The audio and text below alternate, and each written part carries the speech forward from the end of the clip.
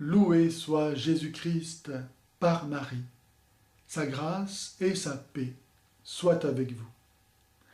Tout nous est venu par Marie. Si Marie n'avait pas dit oui au projet de Dieu annoncé par l'archange Gabriel, le Verbe de Dieu, la parole de Dieu, ne se serait pas incarné en son sein, n'aurait pas accompli la rédemption du monde par son sacrifice sur la croix, et nous ne serions donc pas sauvés.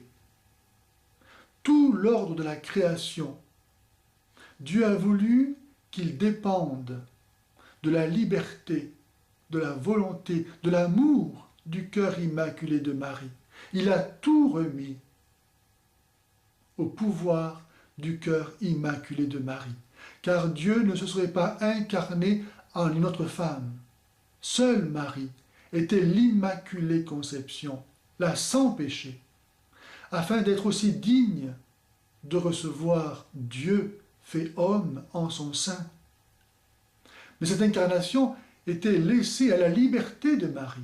Elle aurait pu dire non, comme chacun d'entre nous, nous le faisons lorsque nous disons non à Dieu et que nous péchons. Marie n'a pas péché.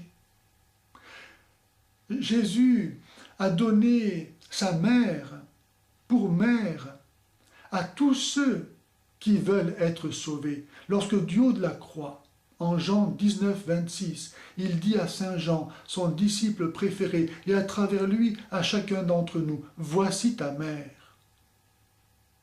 De même que Marie a donné à Dieu notre nature humaine et mortelle, de même est-elle chargée en tant que mère de l'humanité et de Dieu d'engendrer les croyants à la vie surnaturelle et divine.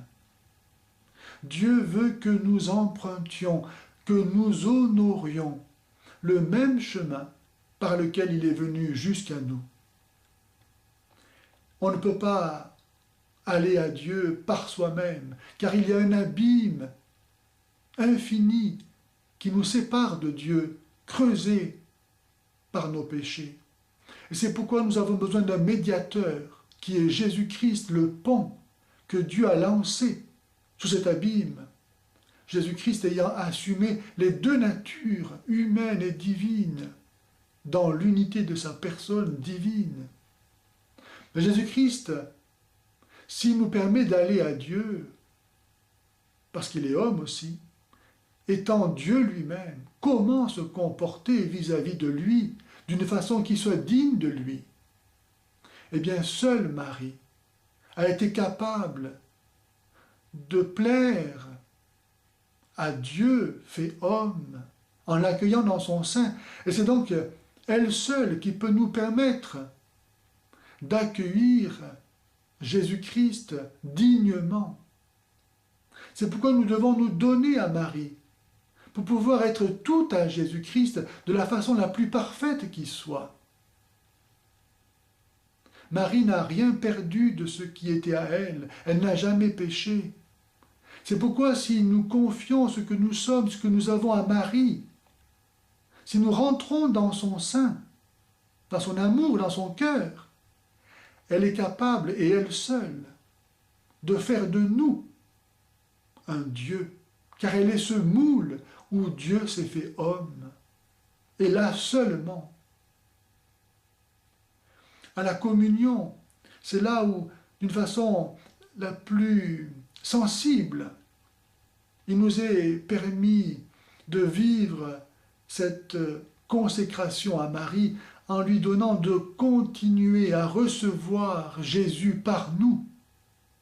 Comment mieux recevoir Jésus à la communion qu'en permettant à Marie de continuer à le recevoir par nous, nous étant donnés à elle, pour qu'elle fasse de nous ce qu'elle veut, comme elle veut.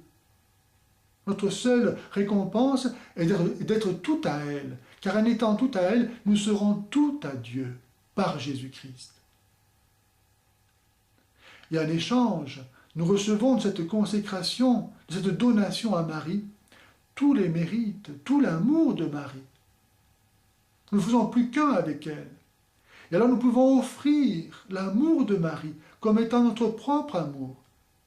De la même façon que nous sommes appelés à offrir à Dieu l'amour de Jésus-Christ, Dieu fait homme, pour offrir à Dieu quelque chose qui soit digne de lui, qui soit divin. Personne ne peut avoir Dieu pour père s'il n'a pas Marie pour mère. Car Jésus-Christ, avec qui nous devons faire plus qu'un, a lui-même eu Marie pour mère. Marie a enfanté la tête du corps de l'Église, et elle continue jusqu'à la fin du monde à engendrer les membres de ce corps. C'est pourquoi nul ne peut avoir Dieu pour père s'il n'a pas Marie pour mère.